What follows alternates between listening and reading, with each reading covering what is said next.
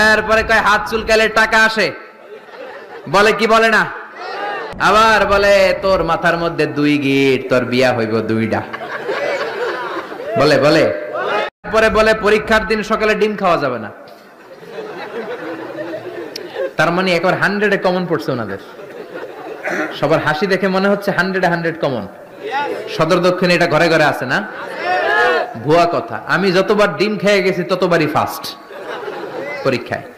ইচ্ছা মতো ডিম খেয়ে যাবা, পরীক্ষায় ফার্স্ট বানাই দিবে কে? এরপরে বলে খবরদার জট কলা খাবি না,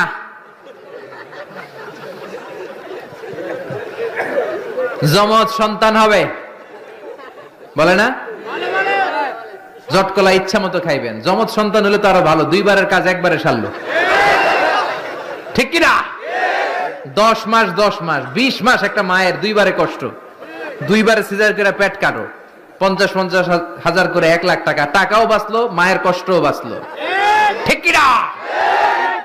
এজন্য এখন থেকে জট কলা খুঁজে খুঁজে খাইতে হবে। রাজি আছো মুসলমান?